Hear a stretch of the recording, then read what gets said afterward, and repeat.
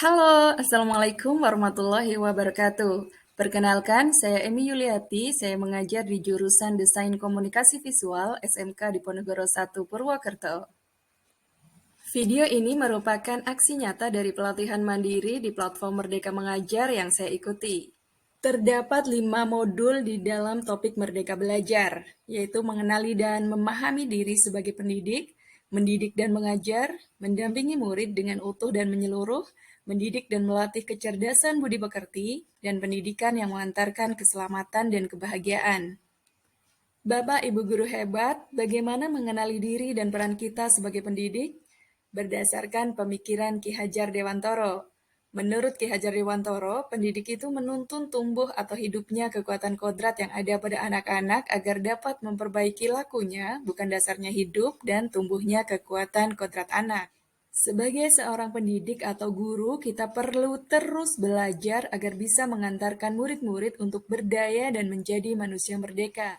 Pendidikan tidak hanya berbentuk pengajaran yang memberikan pengetahuan kepada murid, tapi juga mendidik keterampilan berpikir, mengembangkan kecerdasan batin agar pada akhirnya murid dapat mencapai keselamatan hidup dan kebahagiaan.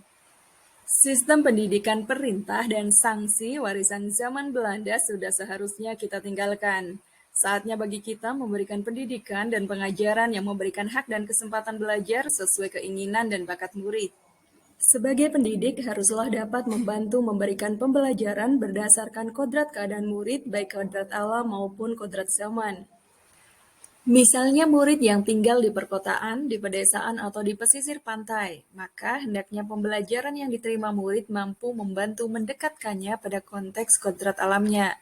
Dan sebagai pendidik, kita haruslah selalu beradaptasi terhadap kodrat zaman karena di setiap zaman ada perubahan dan perbedaan. Bapak Ibu guru hebat, sebagai pendidik di sekolah, kita pun turut berperan membantu murid untuk menemukan kecerdasan budi pekerti dengan tuntunan dan teladan yang sesuai dengan kebutuhan mereka. Seorang murid yang memiliki kecerdasan budi pekerti akan senantiasa memikirkan, merasakan, dan mempertimbangkan setiap perilakunya. Bapak Ibu guru hebat, tugas kita menjadikan murid yang tidak hanya cerdas dalam ilmu pengetahuan, tetapi juga memiliki kecerdasan budi pekerti, karena keduanya dapat mengantarkan seorang murid ke dalam keselamatan dan kebahagiaan. Dan dari semua hal yang kita upayakan, kemerdekaan murid dalam belajar merupakan kunci untuk mencapai tujuan pendidikan yang mengantarkan keselamatan dan kebahagiaan. Demikian video aksi nyata kali ini. Thank you for watching. Salam dan bahagia. Wassalamualaikum warahmatullahi wabarakatuh.